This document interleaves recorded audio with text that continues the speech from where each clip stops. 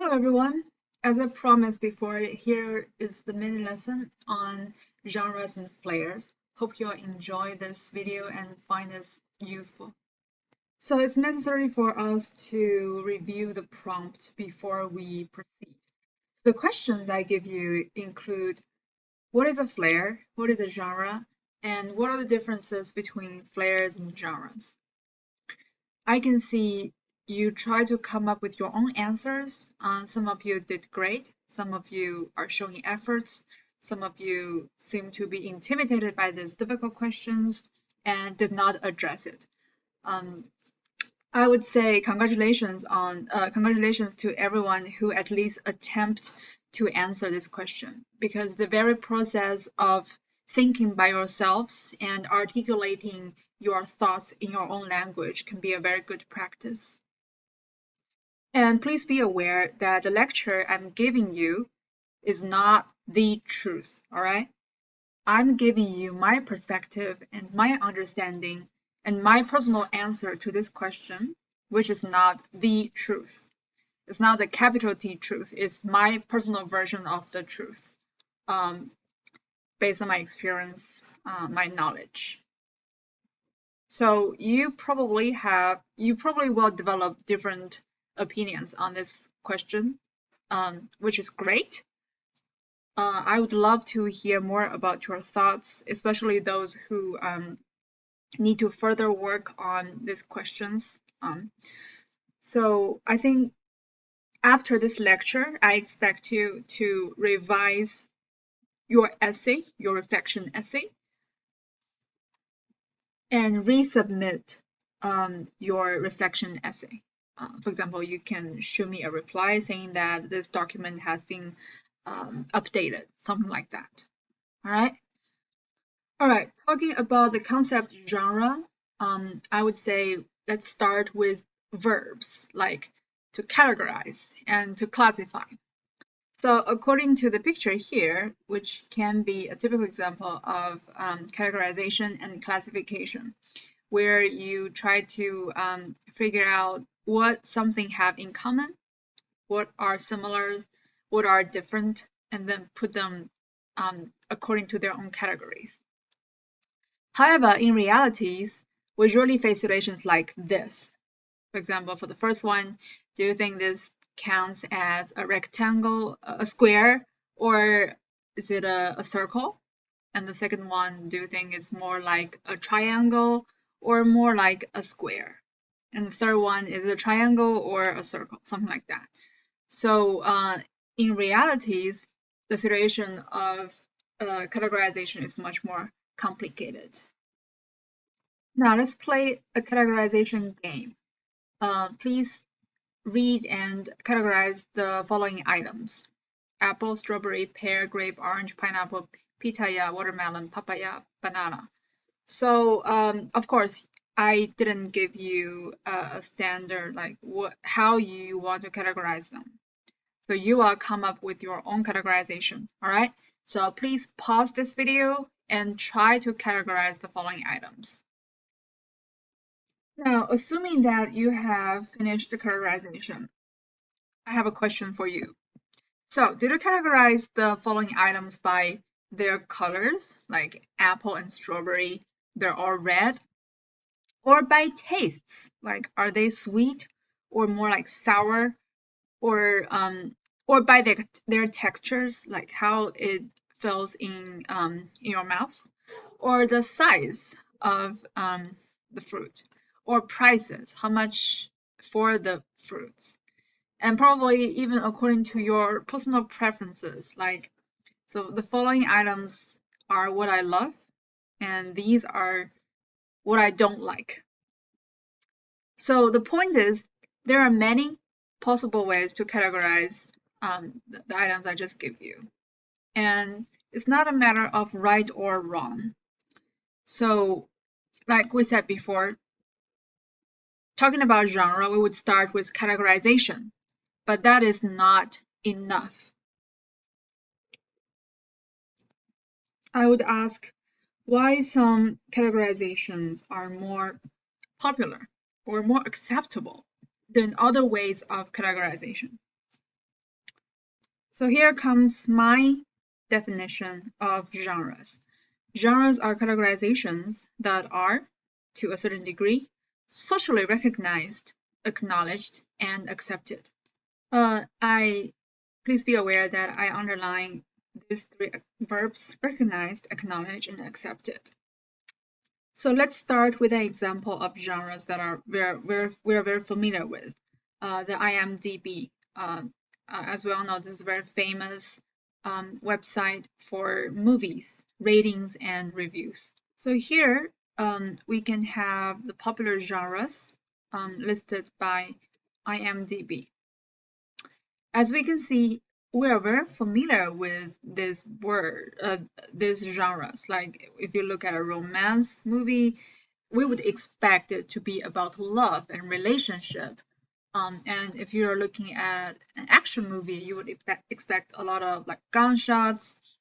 If you watch a crime movie, it's really about revealing. Is that the picture of the Baby Driver? I don't know if that counts as a crime movie. Well, it is about crime, but there's nothing mysterious about the crime anyway. All right, so an animation, I would say probably Disney can be like a famous name for the animation genre. So the point here is sometimes one movie can fit into several genres.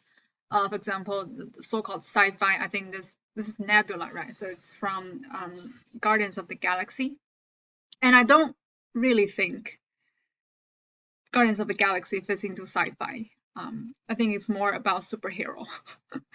But yeah, so we can look at many examples where one movie can fall into the domain of many genres.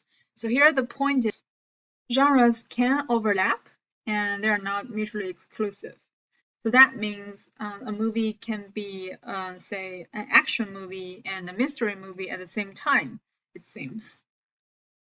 And I know all these genres, they are sort of widely acknowledged and accepted, but you can see a lot of overlap. Like animation, this talks about, I would say this is more like, is it a real human being movie, like, or is it animation? So it's more about, it's not about the topic of the movie, but about how this movie is made. But animation stands as a genre anyway.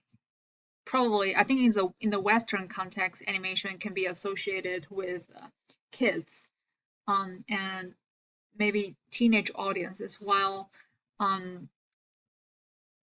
like in Asian context, Japanese animation and mangas, they can be intended for adults. The next point I want to make about genres is that genres are alive and constantly changing. So many people cannot tell the difference between genres and templates. Like we're all very familiar with the so-called 5-paragraph essay. So that sounds more like a template to me, because a template is something that has been provided and all you have to do is to follow it. But genres, just like I discussed earlier, is much more complicated. It's alive because it has to be socially accepted and acknowledged and recognized. That means it's up to how a group of people recognize, acknowledge, and accept its existence. So apparently, what people's beliefs and thoughts would change, and that's why genres can be changing. Let me give you an example. The Western, well, it starts as a Western novel, so it starts from text, and then it becomes a popular genre in movies. We have the Western movies. So it says Western is a genre of fiction set primarily in the latter half of the 19th and early 20th century in the Western United States. So this genre, I think, is closely associated with the gold rush, and also the westward movement, where people in the United States from the East are expanding to the West. So as we can see, that kind of genre is closely associated with certain stage of history, right? And now I think we might be more interested in sci-fi, which is like talking about near future or futuristic human society, that kind of thing. And I don't think sci-fi as a genre exists since the birth of movies. So as we can see, some old genres just die away because it's no longer relevant, like the Western movies. We don't, I haven't seen any Western movies for a long while, but I'm interested in sci-fi, and as we can see, there are tons of sci-fi movies emerging, and more are on the way to be born. So that's what I mean by saying genres are alive. Now let's talk about flares. Flares are something very specific to the Reddit context. And as many of you mentioned, it functions as a tag that can filter all content tagged with a flare. So let me show you an example. Let me demonstrate. This is the subreddit for Attack on Titan. And here we can see flare filters. And whenever you click any flare, if you click spoilerless, then all the threads tagged with spoilerless would appear. Alright, so this is how it functions. It is important to notice that only the moderators could create and edit flares. Just the moderation team, not everyone else. Alright, so as a user, they can only choose to use flares or not, and users may generally agree or not agree with the flares by the mods. It happens. I have seen cases where the majority of the community disagree with the flares, and then they suggest that new flares should be created, old ones should be deserted, and then sometimes the moderation teams adopt their advice and make changes. But in contrast to genres, which we said, like genres are categorizations that are socially recognized, acknowledged, and accepted, flares may not always meet that requirement. And also, flares can be used to categorize. That's a possible way to do it, but it could be intended for something else too. Since the tags can be used to filter out content, then it can be used to promote certain content or events.